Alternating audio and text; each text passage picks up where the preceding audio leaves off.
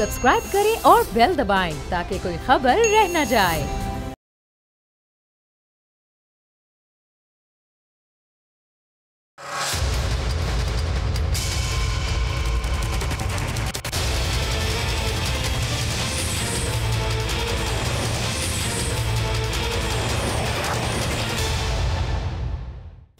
अस्सलाम वालेकुम, आप देख रहे हैं प्रोग्राम बस बहुत हो गया। मैं हूं अरबाब जहांगीर। वजीर आजम इमरान खान की हुकूमत ने बिजली की कीमतों में ₹1.95 का इजाफा करते हुए कीमतों में इजाफे का इल्जाम एक बार फिर नून लीग की साबका हुकूमत पर लगा दिया। हुकूमत की जानिब से बताया गया कि नून लीग ने बिजली के मंसूबे नहीं बल्कि बारूदी सुरंगें लगाई थी, जिसकी वजह से बिजली के शोबे में कैपेसिटी पेमेंट हमें विरसे में मिली। अगर 227 अरब रुपए का बोझ इस वक्त आवाम पर डाल देते तो फी यूनिट ₹2.61 का इजाफा होता। हुकूमत को बिजली की अदायगियों पर इस वक्त सालाना 860 अरब रुपए का खसारा है और 2023 तक ये बढ़ते हुए खसारा 1400 अरब रुपए तक हो जाएगा। अदायगियों में खसारे के हिसाब से बिजली की कीमतों में फी यूनिट इजाफा 8 से 9 रुपए बनता है, मगर हुकूमत आवाम के वसी तर मफाद में सिर्फ ₹1.95 का इजाफा कर रही है। क्या कहना है हुकूमत का, ये आप सुनिए।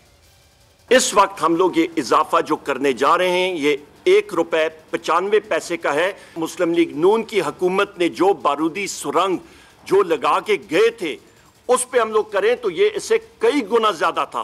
कैपेसिटी पेमेंट्स ये मुस्लिम लीग नून की हुकूमत ने हमें विरसे में दी। 227 अरब रुपए वो हमें विरसे में एक बारूदी सुरंग मिली, जो कि मुस्लिम लीग नून की हुकूमत ने दानिस्ता तौर पे बदनीयती के साथ ये मुआहदे किए। तहरीक इंसाफ की हुकूमत अपने इस 2.5 साल दौर में बिजली की कीमतों में अब तक कुल 6 बार इजाफा कर चुकी है। हुकूमत पहले ही बिजली सार्फिन पर 450 अरब रुपए से जायद का बोझ डाल चुकी है और हालिया बिजली की कीमतों में इजाफे के बाद बिजली सार्फिन पर मजीद 200 अरब रुपए का इजाफी बोझ पड़ेगा। तहरीक इंसाफ ने जब हुकूमत संभाली थी उस वक्त बिजली की कीमत ₹9.50 फी यूनिट थी और उस वक्त बिजली का बुनियादी टैरिफ ₹13.35 फी यूनिट है, जो हालिया इजाफे के बाद बिजली का बुनियादी टैरिफ बढ़ते हुए ₹15.30 फी यूनिट हो जाएगा। तहरीक इंसाफ की हुकूमत पिछले 2.5 सालों में बिजली की कीमतों में 5 बार पहले ही इजाफा कर चुकी है। इमरान खान ने वजीर आजम बनने के 5 माह बाद 1 जनवरी 2019 को ₹1.27 फी यूनिट बिजली महंगी की। दूसरी बार 1 जुलाई 2019 को बिजली ₹1.49 फी यूनिट महंगी की गई और बिजली की कीमतों में तीसरा इजाफा 53 पैसे फी यूनिट के हिसाब से किया गया। चौथी बार बिजली की कीमत को 30 पैसे फी यूनिट बढ़ाया गया और 5वीं मरतबा बिजली की कीमत में 26 पैसे फी यूनिट का इजाफा किया गया था। बिजली की कीमत में ₹1.95 फी यूनिट इजाफे से तमाम सार्फिन इस वक्त मुतासिर होंगे और कीमतों में इजाफे के बाद बिजली के 50 यूनिट तक इस्तेमाल करने वाले सारिफ को ₹100 के बजाय ₹197.50 अदा करना होंगे, यानी ये बिल तकरीबन दुगना हो जाएगा। जबकि 100 यूनिट तक बिजली इस्तेमाल करने वालों को ₹579 के बजाय ₹774 अदा करने होंगे। 50% उन पर भी बोझ पड़ेगा। 101 से 200 यूनिट बिजली इस्तेमाल करने वाले सारिफ को ₹1622 के बजाय ₹2012 देना होंगे, जबकि 300 यूनिट तक बिजली इस्तेमाल करने वाले सारिफ का बिल ₹3060 के बजाय ₹3645 हो जाएगा। आज से ठीक 2 महीने पहले 21 नवंबर 2020 को वजीर आजम के मुआविन खुसूसी बराए तमन्नाई ताबिश गौर इसी प्रोग्राम में मौजूद थे। उनसे जब हमने माजी की तहरीक इंसाफ के दावों और बिजली की कीमतों की मौजूदा सूरत हाल पर सवाल किया तो उन्होंने यकीन दिलाया था कि अगले चंद माह में बिजली की कीमतें कम होंगी और आने वाले 1-2 सालों में तो ₹1 फी यूनिट तक कमी की जाएगी। उनका क्या जवाब था, जरा उनका जवाब सुनिए। हुकूमत ने काफ़ी काम किए हैं और जारी भी हैं। एक जो बहुत बड़ा काम पाए तकमील तक इंशाल्लाह अगले चंद दिनों में पहुंच जाएगा, वो तकरीबन 50 जो IPPs हैं 1994 से लेके अब तक के, उनके साथ हमने कटौती की है। उनके निर्खों में जो कमी आएगी बिलों में, जिसका बराह रास्त मस्बत असर आवाम तक मुंतकिल होगा और इंशाल्लाह मुझे बहुत उम्मीद है कि अगले चंद महीनों में वो निर्ख भी कम हो जाएंगे। हमारी पूरी कोशिश है कि अगले 2-3 साल में भी तकरीबन ₹1 फी यूनिट तक तो कमी आ जाए इंशाल्लाह। हुकूमत ने बिजली महंगी करके अवाम पर मजीद बोझ डाला है और PDM को भी तनकीद करने का नया मवाद मुहैया कर दिया है। PDM में तमाम जमातों का मकसद तो हुकूमत गिराना है, लेकिन हिकमत अमली काफ़ी हद तक उनकी मुख्तलिफ दिखाई दे रही है। पीपल्स पार्टी तहरीक अदम एतमाद से हुकूमत की ये तब्दीली चाहती है और दीगर इत्तेहादियों को इस पर मनाना भी चाहती है। जरा सुनिए बिलावल भुट्टो इससे मुताल्लिक आज क्या फरमा रहे थे। पार करना है, हमें करना है। जमहूरी तरीका ये है कि हम अदम एतमाद लेकर आए, हम अपने इत्तेहादियों को इस स्ट्रैटेजी पे मनाएंगे, एक पेज पे लेकर आएंगे, फिर जितना हमारा चाय की दावतों पे इनके पसीना निकलेंगे उतना हमारा 10-10 जलसे से असर नहीं होता है। तो ऑपोजिशन जमातों की सोच के इस फर्क की वजह से कुछ दिनों से मुख्तलिफ हल्के पीडीएम के बिखरने की बात कर रहे हैं, लेकिन ब्रॉडशीट स्कैंडल ने इस बिखरती हुई पीडीएम को एक बार फिर मुत्तहिद कर दिया है। हुकूमत की जानिब से जस्टिस रिटायर्ड अजमत सईद शेख को ब्रॉडशीट तहकीकाती कमेटी का सरबराह बनाए जाने को ऑपोजिशन ने मुत्तहिदा तौर पर एतराज उठाते हुए मुस्तरद कर दिया। नून लीग के रहनुमाओं ने प्रेस कॉन्फ्रेंस की और कहा कि अजमत सईद साबिक वजीर आजम नवाज शरीफ के खिलाफ पानामा केस का फैसला सुनाने वाले जजेस में शामिल थे। जिस वक्त ब्रॉडशीट मुआहिदा किया गया वो डिप्टी प्रोसिक्यूटर अजमत सईद शौकत खानम के बोर्ड ऑफ गवर्नर्स के मेंबर भी हैं। उन्हें कमेटी का सरबराह और दीगर को मेंबर बनाने का कोई जवाब नहीं बनता। नून लीग का इस बारे में क्या कहना है, ये आप सुनिए। हुकूमत ने फैसला किया कि हम कमीशन बनाएंगे। कमीशन में कौन लोग रखे? जो खुद वजीर हैं। माशाल्लाह एक और इजाफा उसके अंदर किया गया। कल अजमत सईद साहब को, रिटायर्ड जज हैं सुप्रीम कोर्ट के, उनको इस कमीशन का इंचार्ज लगाया गया। ये एग्रीमेंट सन 2000 में साइन हुआ। अजमत सईद साहब पंजाब में डिप्टी प्रोसिक्यूटर जनरल थे। वो उन लोगों के लिए काम कर रहे थे जिन्होंने इस एग्रीमेंट के जरिए अरबों रुपए की करप्शन मुल्क में की है। तो क्या हम ये तवक्को कर सकते हैं कि ये इदारा हकीकत तक पहुंचेगा?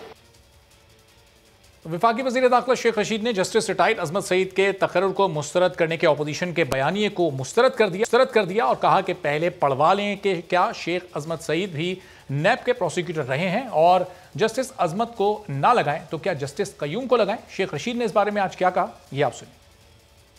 कमीशन को ही कर सकते। आने वाले 2-3 महीनों के में ब्रॉडशीट पाकिस्तान का पनामा 2 होगा, और मैं मरियम साहबा को हमेशा कहता हूं कि कहने से पहले पढ़ लिया करें। क्या शेख अजमत साहब नैब के कभी प्रोसिक्यूटर रहे हैं? पहले पढ़वा लें। और शेख अजमत को ना लगाएं तो क्या जस्टिस कयूम को लगाएं? जी, दुनिया लॉ का क्या सियासत हो रही है इस मुल्क में। शेख अजमत साहब ने वॉल्यूम 10 पढ़ी हुई है।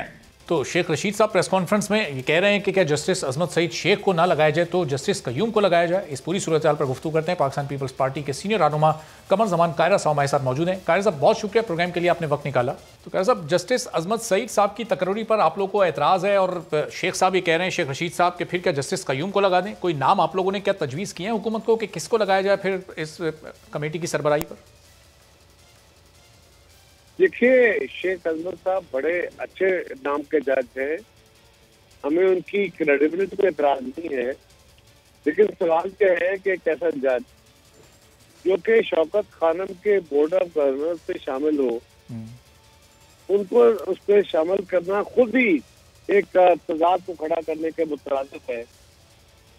तो हमारा ख्याल ये है कि शेख साहब खुद ही अपने आप को इससे अलग कर लेंगे। हुकूमत को चाहिए कि इसमें कंट्रोवर्शियल नाम शामिल करने की बजाय इसमें ऐसे नाम जिन पे एतराज उठ सके, कंट्रोवर्सी हो या ना हो, उनका किरदार बड़ा आला होगा। इसी तरह उनके अलावा आपने FIA का बंदा डालना है, आपने अटॉर्नी जनरल को डालना है। ये सारे हुकूमत के ऑफिसर्स है ना, आप क्यों अपने आप को शक में शामिल कर रहे हैं? तो बेहतर यह है कि आप सिटिंग जुडिशरी में से न्यूट्रल 2-3 नामों के ऊपर एक कमीशन बनाएं जो इसको हक़ाइक़ को सामने लेके आए। ये हमारा मौक़िफ़ है। हमें शेख साहब की जात पे एतराज नहीं है, लेकिन शेख साहब इसके एक रेफरी जज के तौर या मॉनिटरिंग जज के तौर पे भी रहे, और अब वो Shaukat Khan board of governors में भी शामिल है। भले वो होंगे टोटली जो वेलफेयर के नाम पे, वेलफेयर के हवाले से, लेकिन वो उसमें शामिल तो हैं। तो खान साहब के साथ उनका एक तलब तो बन सकता है। मैं जाती तौर पे शेख साहब का बड़ा एहतराम करता हूँ और समझता हूँ कि वो कोई गलत फैसला नहीं करेंगे, और मैं समझता हूँ कि शेख साहब खुद ही इस केस से अपने आप को अलग कर लेंगे।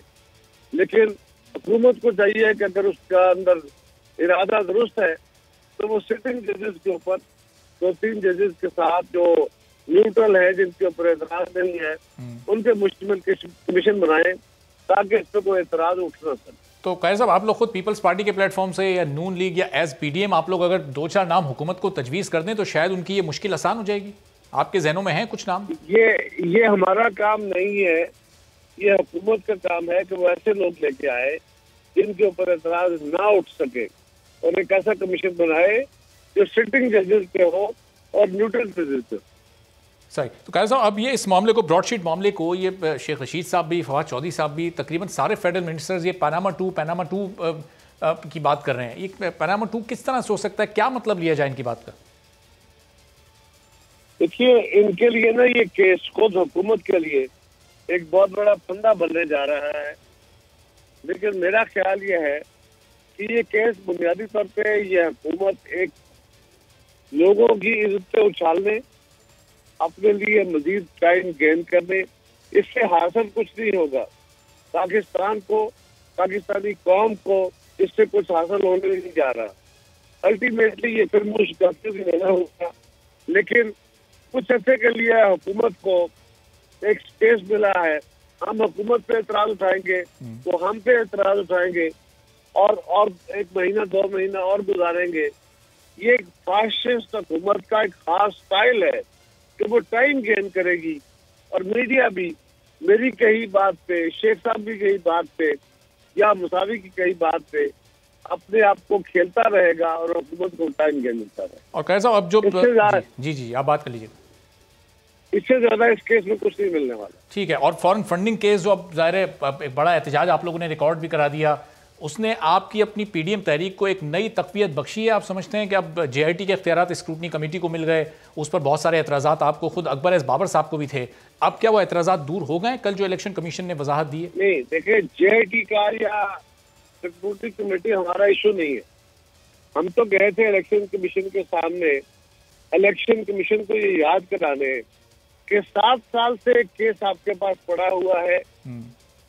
पीटीआई मुख्तलिफ बहानों से इस केस को डिले कराती रही है, और अब आपके पास अदालतों के हुक्म मौजूद है, आप भी इस केस को सुन नहीं रहे और ख्वाबे खरगोश से उठे इसको तहखाने से निकाले। तो उन्होंने तहखाने से निकाल लिया, ये केस पे फैसला हो गया।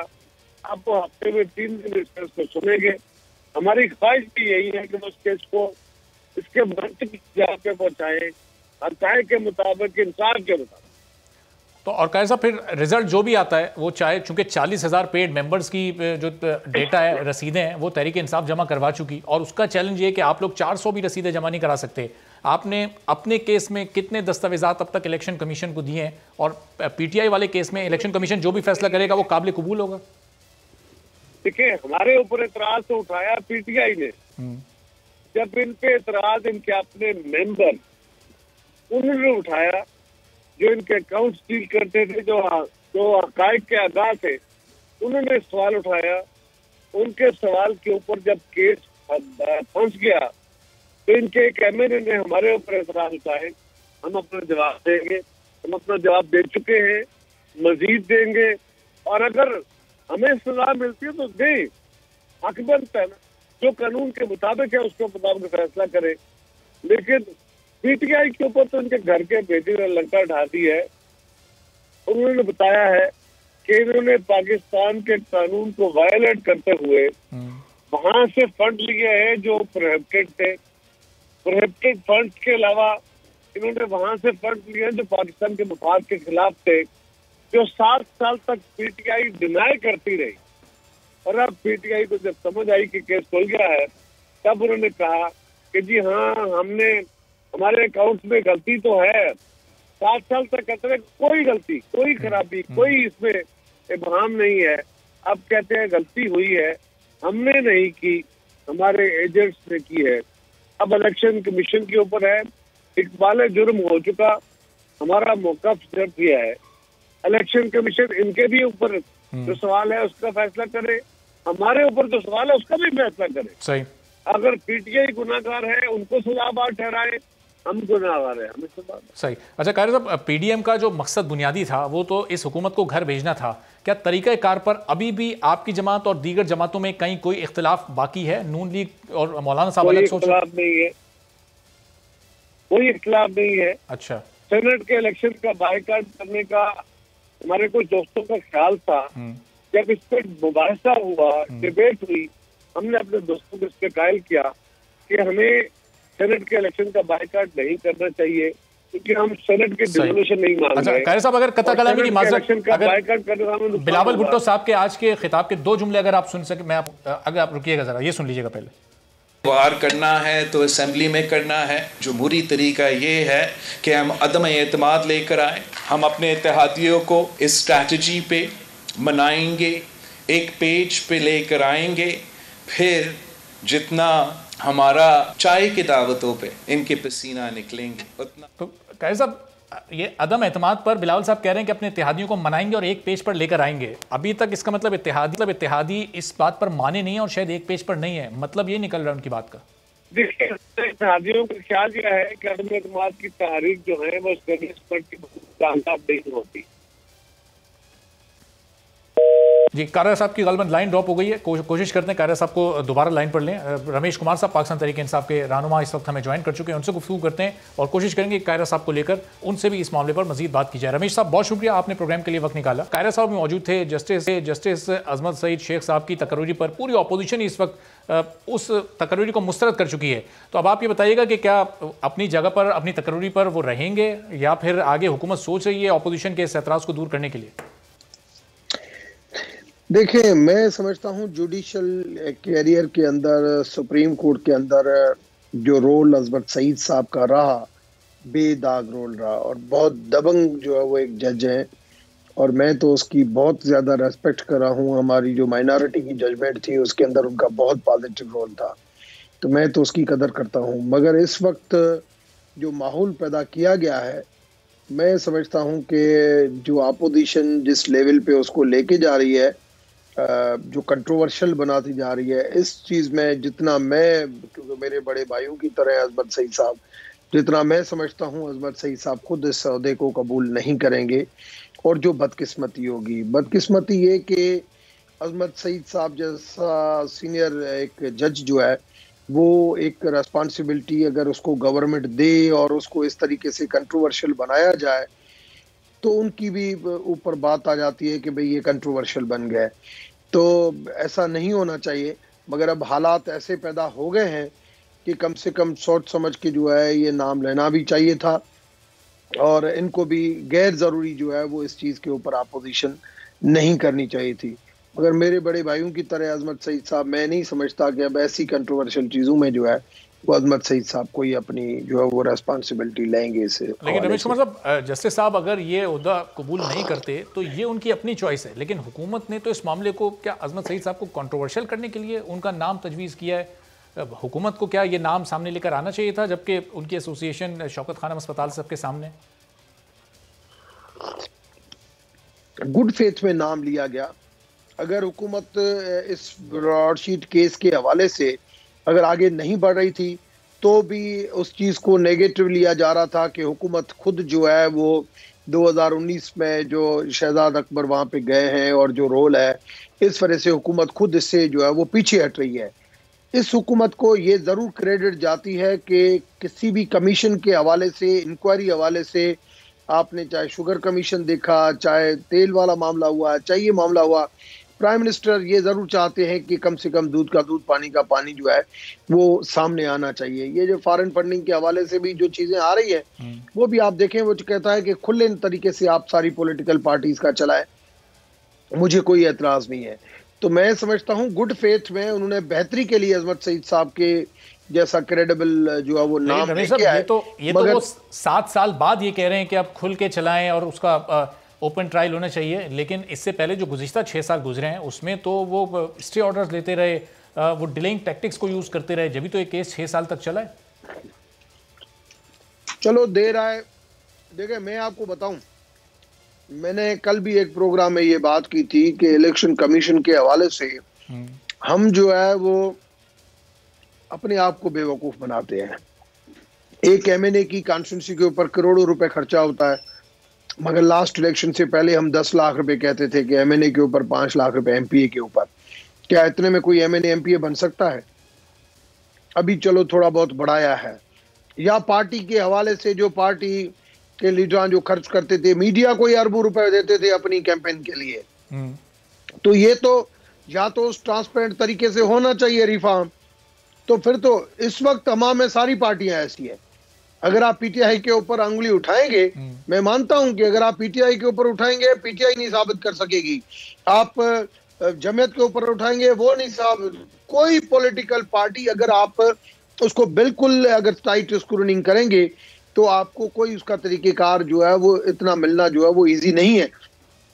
चलो माजी को बुलाएं, हिस्ट्री जो है वो सीखने के लिए होती है। अगर आप चाहते हैं कि भाई हम आगे ट्रांसपेरेंट तरीके से बढ़े, आप आगे बढ़े और अकाउंटिंग बिल्कुल सिस्टम होना चाहिए। जो ट्रैक रिकॉर्ड है इस मामले में पीटीआई का, आप कह रहे हैं कि जाहिर है उस पर उंगली उठाएं तो उंगली उठाई जा सकती है। ट्रैक रिकॉर्ड पूरा क्लियर नहीं है, मुकम्मल साफ नहीं है, कुछ ना कुछ गड़बड़ जरूर मौजूद है, चाहे वो एजेंट्स के जरिए की गई हो या बराह रास्त किसी पार्टी कायद के जरिए की गई हो।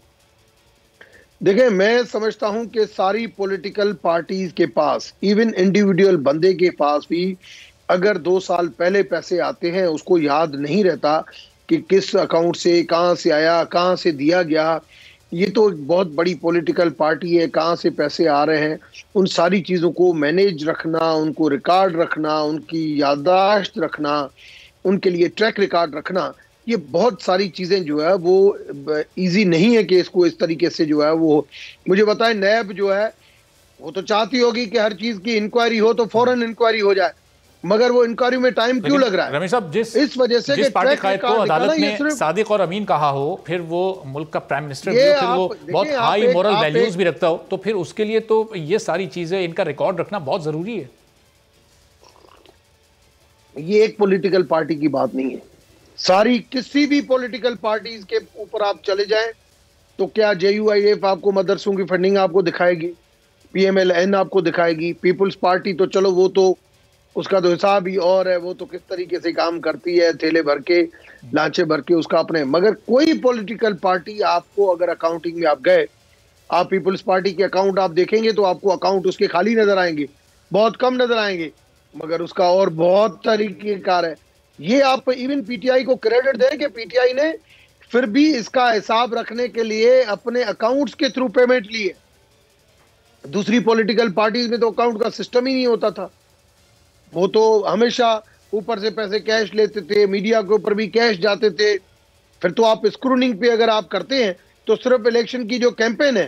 ठीक है, तो रमेश साहब ये कह रहे हैं कि पाकिस्तान तहरीक इंसाफ ही वो वाहिद जमात है जो कि ये पेमेंट्स कम से कम अकाउंट्स के जरिए करती थी। दीगर जमातें तो अकाउंट्स नहीं बल्कि वो दीगर तरीकों का इस्तेमाल किया करती थी। लेकिन अब सवाल ये पैदा होता है कि अकाउंट्स के जरिए तो ये पेमेंट्स तहरीक इंसाफ ने की हैं, लेकिन क्या वो पेमेंट्स लीगल हैं या इलीगल हैं और उनका इस्तेमाल क्या सही हुआ है या नहीं, इसका जवाब रमेश कुमार साहब आपसे मैं लूंगा एक ब्रेक के बाद।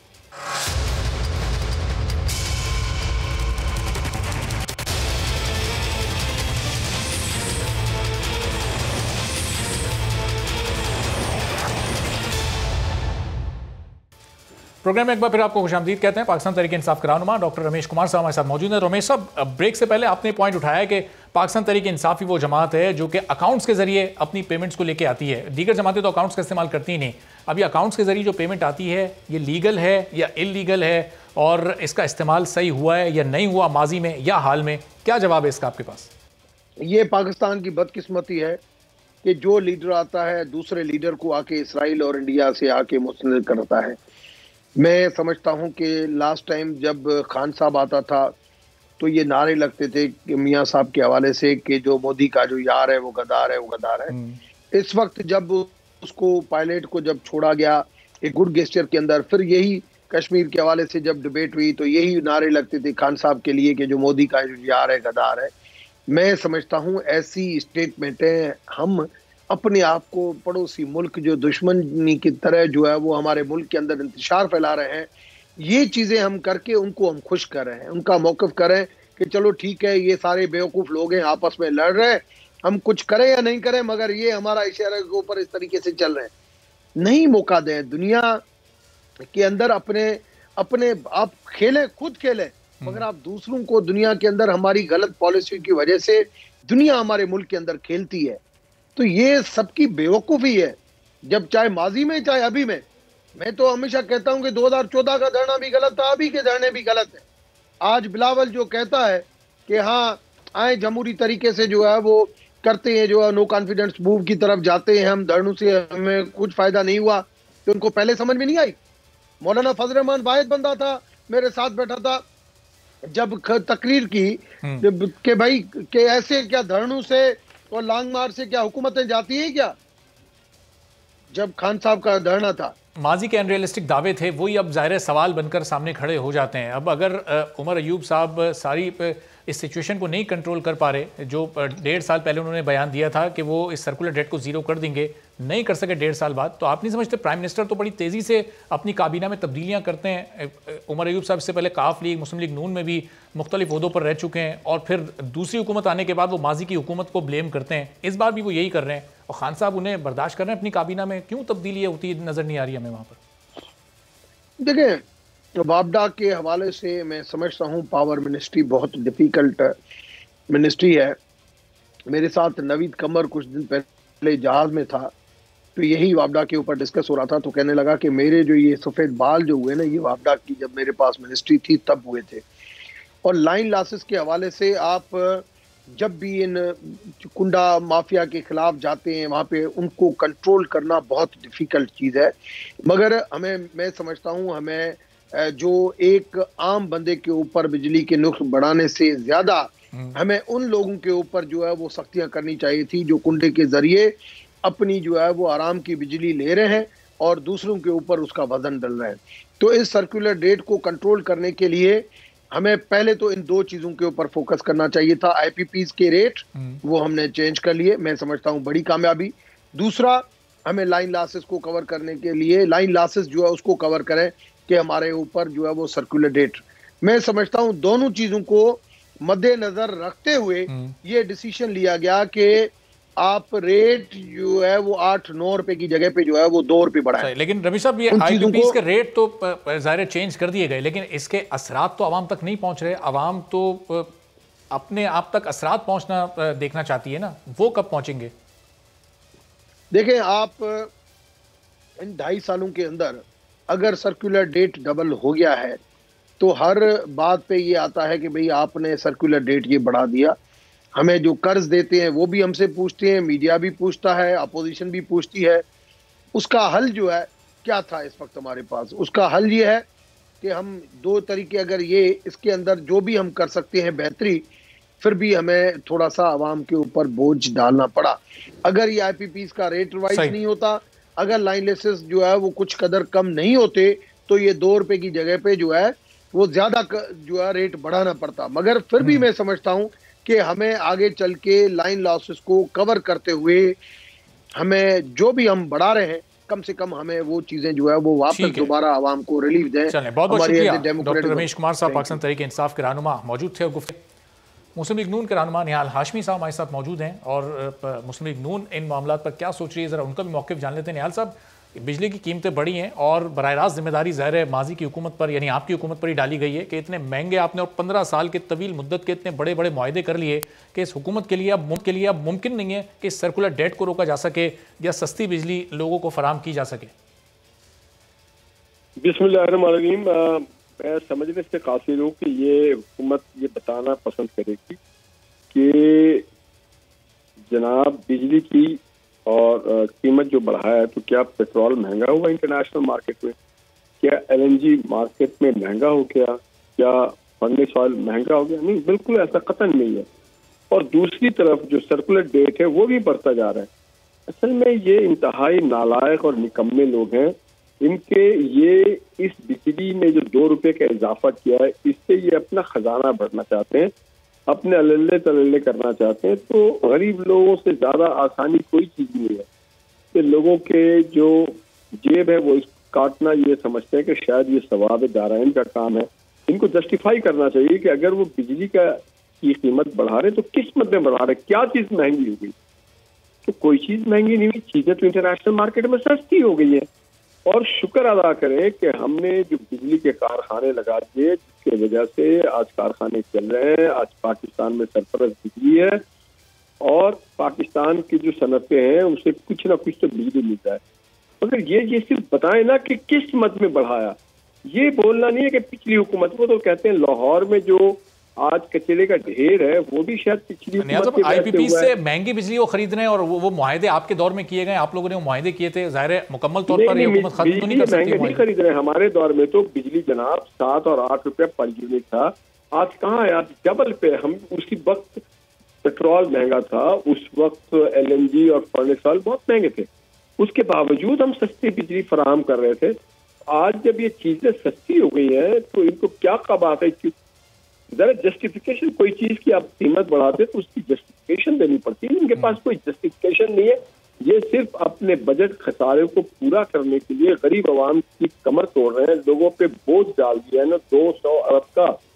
तो ये अपने अखराजात, ये ब्रॉडशीट जैसे जाली काम जो ये करते हैं, जहाँ पे भेज देते हैं मैंने कई अरब जुर्माने के तौर पे, तो ये सब अखराजात पूरे करने के लिए बढ़ा रहे हैं। कोई जस्टिफिकेशन बताए ना। आप ये कहते हैं 20 रुपया ओगरा ने कहा है, जो अभी रमेश कुमार साहब ने बड़ी मेहरबानी की, रमेश कुमार साहब जो जस्टिफिकेशन दे रहे थे वो कह रहे थे कि कोई भी गवर्नमेंट, डेमोक्रेटिक गवर्नमेंट कसम खा ली है कि बिजली हो, पेट्रोल हो, आटा हो, चीनी हो, दवाइयाँ हो, सब्जी हो, गोश्त हो, दूध हो, हर चीज में कीमत बढ़ानी है। ये ऐसा लगता है कि ये ईस्ट इंडिया कंपनी की हुकूमत है, ये पाकिस्तान की और पाकिस्तान की आवाम की हुकूमत नहीं। रमेश कुमार साहब अभी सॉरी निहाल हाशमी साहब, रमेश कुमार साहब अभी ये जस्टिफिकेशन दे रहे थे कि कोई भी डेमोक्रेटिक गवर्नमेंट अनपॉपुलर फैसले जानबूझकर तो नहीं करती, आवाम की पजीराई वो खुद तो नहीं खो सकती, कोई ना कोई मजबूरी होती है जिसके तहत उसको फैसले करने पड़ते हैं। तो ये आर्गुमेंट अव्वल तो ये डेमोक्रेटिक गवर्नमेंट नहीं यार, दो वो जरा मजबूरी बता दें हमें कि क्या मजबूरी है। आज के दौर में तो हर चीज क्लियर है। हम तो आपको बता रहे हैं कि इंटरनेशनल मार्केट में तेल की और LNG की और फर्नेस ऑयल की कीमत क्या है। आप खुद भी एक बड़े इन्वेस्टिगेटरी जर्नलिज्म कर रहे हैं, आप जरा मार्केट इंटरनेशनल देखें और आप तहकीकात करें कि वजूहात क्या है। क्या बिजली के कारखाने बिजली प्रोड्यूस नहीं कर रहे हैं? क्या हमारे हाइड्रो पावर से बिजली मुयसर नहीं हो रहा है? क्या हमारा कोल प्लांट नहीं चल रहा? सब कुछ चल रहा है। तो फिर ये 2.5 साल बाद ये हर महीने का इनका वसीला है कि वो लोगों के चले जी बिजली अगर आप चले, हमने महंगा कोई मुआवजा किया, तो आटा चीनी, हम तो इस मुल्क में ज़रूरी मुल्क है ना, तो हम तो आटा आज इंपोर्ट क्यों करने पे? हम तो ज़रूरी मुल्क है ना, तो आज हमारी चीनी क्यों महंगी हो गई? हमारे पास तो लाइव स्टॉक है, तो हमारे गोश्त क्यों महंगे हो गए? हमारे तो पोल्ट्री फार्म बहुत अच्छी है, तो हमारी अंडे क्यों महंगे हो गए? सबका जवाब दें। इन्होंने कसम खा ली है कि पाकिस्तान के लोगों को बदहाल करके रखना, इतनी महंगाई लानी है कि लोग सड़कों पे ना आए, बल्कि अपने हुकूमत के मामलात ना देखें, बल्कि अपने हालात के ऊपर उलझे रहें। और हम इसी तरह से हुकूमत, और ये हुकूमत ही नहीं है, तो एक बस बेचारे सिलेक्टेड लोग हैं, हुकूमत कोई और चला रहे हैं, बैनफ्लेट चला रहे हैं, IMF चला रहा है, IMF का नुमाइंदा यहाँ पे वज़ीर खजाना है। तो ये कोई हुकूमत तो है नहीं। IMF ने जो इन्होंने अंडरस्टैंडिंग की थी, IMF जो इनको अहकाम देता है कि उसके ऊपर काम करता है। सही।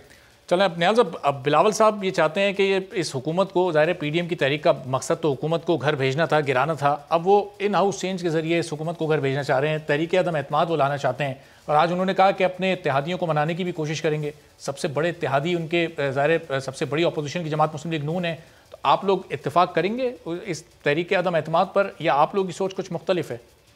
नहीं, देखिए बात दरअसल ये है कि हम तो कोई जनरल आमिर तो नहीं है कि हम बंदूक के जरिए हुकूमत चेंज करते हैं। ये आमरीत में बंदूक के जरिए चेंज होता है। हम तो जमहूरी तरीके से हुकूमत की तब्दीली चाहते हैं, और ये हुकूमत जितनी 1 सेकंड बाद चली जाए तो पाकिस्तान के लिए बेहतरी है। तो जो भी तरीका है वो सड़कों पे मुजाहरा हो, इन हाउस तब्दीली हो, या कोई इस तरह के इनके करप्शन, जिस तरह का ये इलेक्शन कमीशन में फॉरेन फंडिंग हो, ताकि इनके हुकूमत को नाहल करार दिया जाए और अपने घर जाए। हम तो बड़ा सीधा, हमारा बड़ा सीधा सा है। हम कोई जबरदस्ती, हम कोई तशद्दुद वाले लोग तो नहीं है। हम तो पुरअमन लोग होते हैं जो सियासी दलाल के साथ जमहूरी जद्दोजहद करते हैं।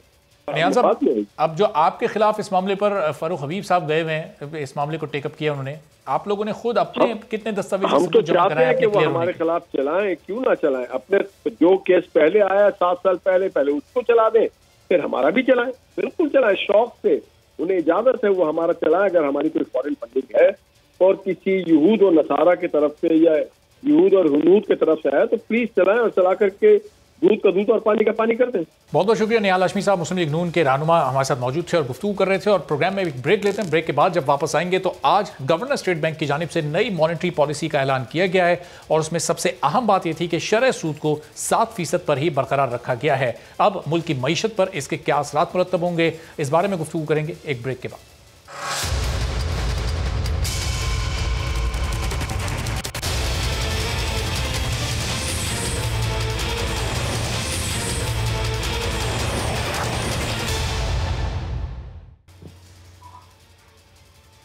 प्रोग्राम में एक बार फिर आपको खुशामदीद कहते हैं और आज गवर्नर स्टेट बैंक रजा बाकर ने शरह सूद को 7% पर ही बरकरार रखने का ऐलान किया। उन्होंने कहा कि स्टेट बैंक की यह जिम्मेदारी है कि मुल्क में जो बढ़ती हुई महंगाई है इसको कंट्रोल किया जाए।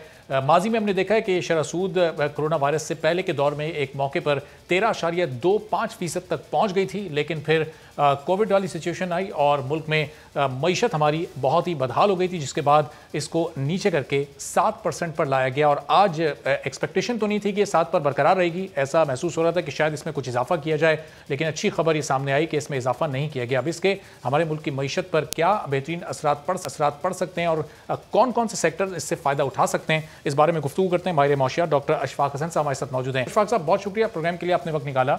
अब ये जो शरह सूद है इसको 7% पर ही सर आज बरकरार रखा गया है, इससे किन किन सेक्टर्स को फ़ायदा हो सकता है, मुस्तकबिल में ये हमें क्या क्या फ़वाइद दे सकती है? देखिए, ये सेक्टर वेक्टर को तो फ़ायदा तो नहीं होता है, ये एक बेंचमार्क रेट होता है। अच्छा। अगर 7% अगर स्टेट बैंक का रेट है तो कमर्शियल बैंक जब लेंडिंग करेगा प्राइवेट सेक्टर को तो ये उनका बेंचमार्क होगा, ये इससे ऊपर के लेवल पे फिर लेंडिंग करेंगे। लेकिन मुझे थोड़ी सी डिसअपॉइंटमेंट हुई है। आई वॉज एक्सपेक्टिंग कि ये कम होगा। अच्छा।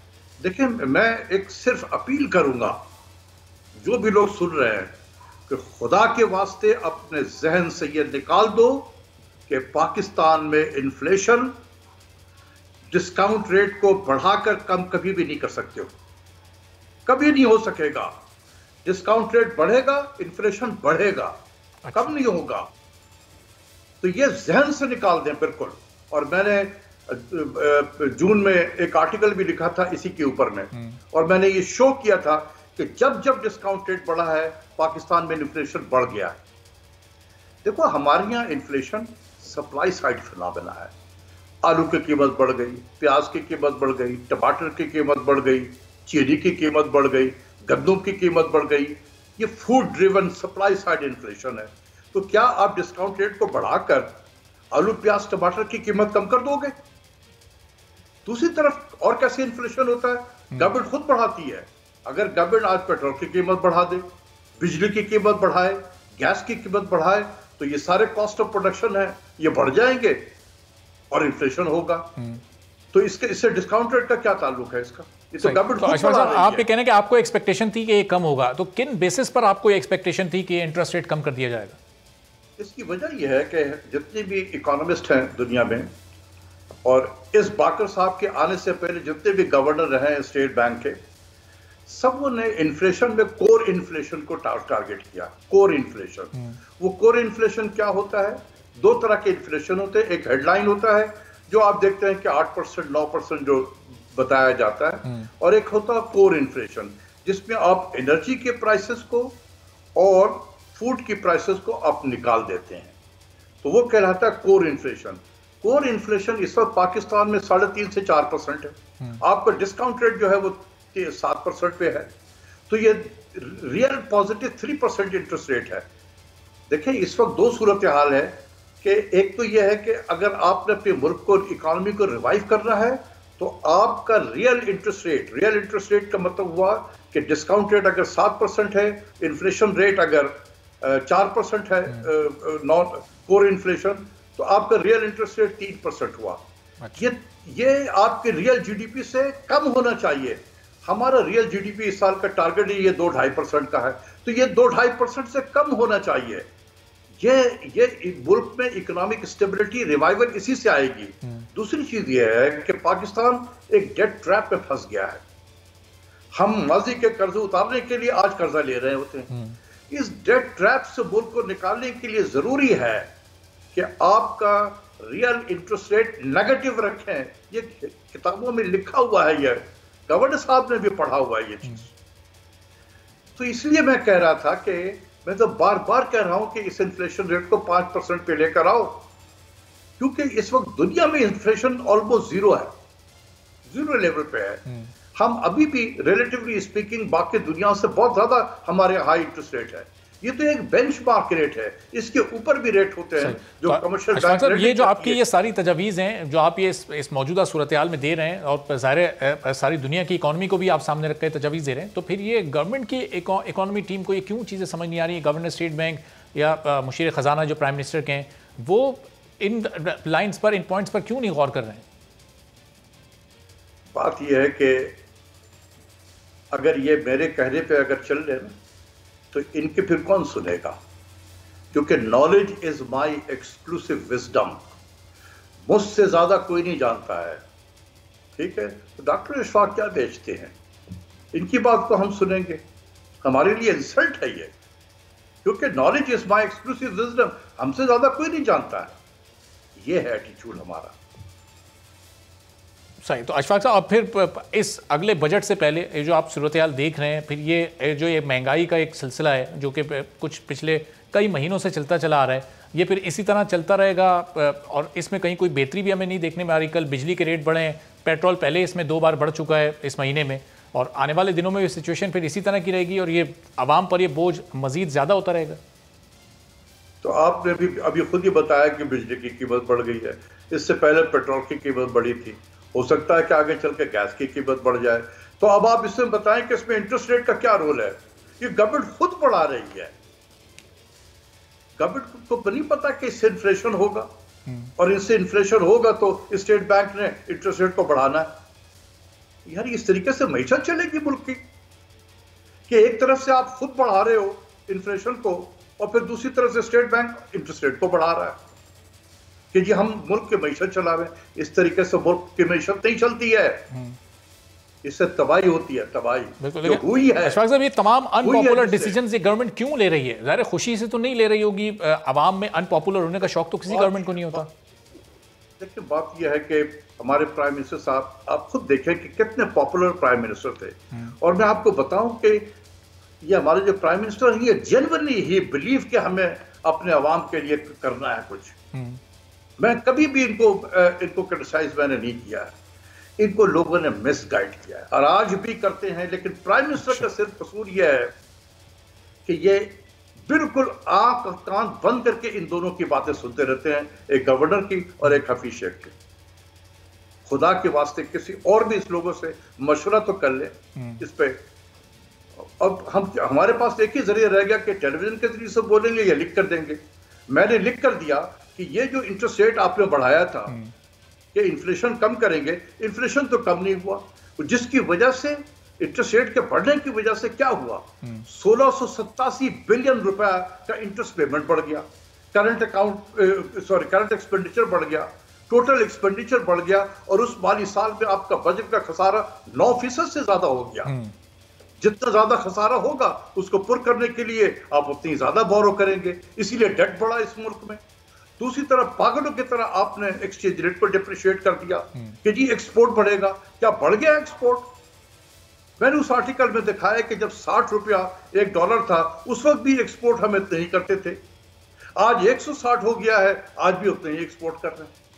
तो एक्सपोर्ट तो नहीं बढ़ा जिसके लिए हम ये काम कर रहे थे। हाँ, डेट जरूर बढ़ गया, 4646 बिलियन हमने डेट पब्लिक डेट में इजाफा किया without borrowing a single dollar, बहुत 40 बिलियन डॉलर का मुल्क पे नुकसान हमने चढ़ा दिया इन 2 पॉलिसीज की वजह से। बहुत बहुत शुक्रिया। डॉक्टर अशफाक हसन साहब गुफ्तगू कर रहे थे मुल्क की मुआशी सूरत हाल के हवाले से, और प्रोग्राम में आगे बढ़ते हैं। पाकिस्तान मेडिकल कमीशन की खामियां खुलकर पूरी दुनिया के सामने आ गई हैं। मेडिकल एंट्री टेस्ट में आउट ऑफ सिलेबस सवालात से मुतालिक समाअत हुई, जिसमें सिंध हाई कोर्ट ने मेडिकल कॉलेजेस में दाखिला टेस्ट के तरीक़ाकार पर तशवीश का इजहार करते हुए आइंदा समाअत से कबल तलबा की शिकायत पर फैसला करने और मुतासरा तलबा को समाअत से कबल व्हाट्सएप, टेक्स्ट और ईमेल के जरिए आगाह करने का हुक्म दे दिया, और मकामी तलबा की दरखास्तें कराची में ही सुनने की हिदायत कर दी। जस्टिस मोहम्मद अली मजहर की सरबराही में बेंच ने मेडिकल कॉलेजेस में दाखिले के लिए पीएमसी के तरीक़ाकार पर अदालत ने इशारे तशवीश किया। जस्टिस मोहम्मद अली मजहर ने रिमार्क दिए कि एमडी कैट क्यों बनाया, आप लोगों में अहलियत ही नहीं है। जब इतनी अहलियत नहीं थी तो सेंट्रलाइज करने की क्या जरूरत थी? इतनी गड़बड़ है जिसका शुमार भी मुश्किल है। अदालत ने पीएमसी के वकील से मकालमे में कहा कि अदालत ने हुक्म दिया था कि एकेडमिक बोर्ड बनाए, आपने वही सवालात फिर शामिल कर दिए। किसी को 14, किसी को 7 मार्क्स दे रहे हैं, क्या तरीक़ाकार है? जस्टिस मोहम्मद अली मजहर ने पीएमसी वकील की सरजनिश करते हुए कहा कि आपकी नालायकी की सजा बच्चे क्यों भुगतें, नंबर किसी का, रिजल्ट किसी का, ये हो क्या रहा है? अब कहते हैं बच्चियां समात के लिए इस्लामाबाद जाएं। मालूम है कि इस्लामाबाद का टिकट कितने का है? जस्टिस अमजद अली सैतो ने रिमार्क्स में कहा कि आपकी गलतियों से बच्चों का मुस्तकबिल तबाह हो रहा है। जस्टिस मोहम्मद अली मजहर ने रिमार्क्स दिए कि रिप्रेजेंटेशन इस्लामाबाद में क्यों हो, अपने अफसरान से कहें कि कराची में कैंप ऑफिस लगाएं। ये कौन सा तरीका है कि बच्चे रिप्रेजेंटेशन के लिए इस्लामाबाद जाएं? पाकिस्तान की तारीख का पहला इम्तिहान है जिसमें 14 नंबर सबको वैसे ही दे दिए। जिस शहर में देखो आपके खिलाफ दरखास्तें दायर हो रही हैं।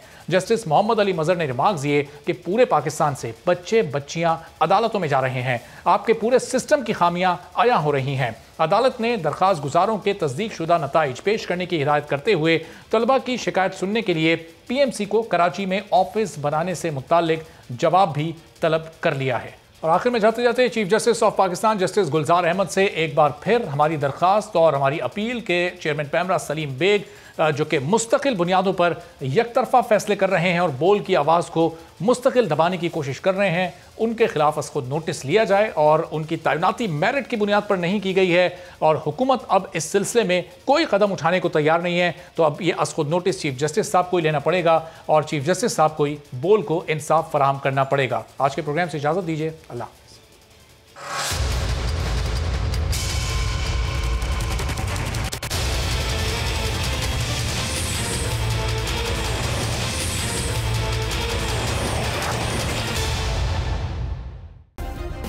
सब्सक्राइब करें और बेल दबाएं ताकि कोई खबर रह न जाए।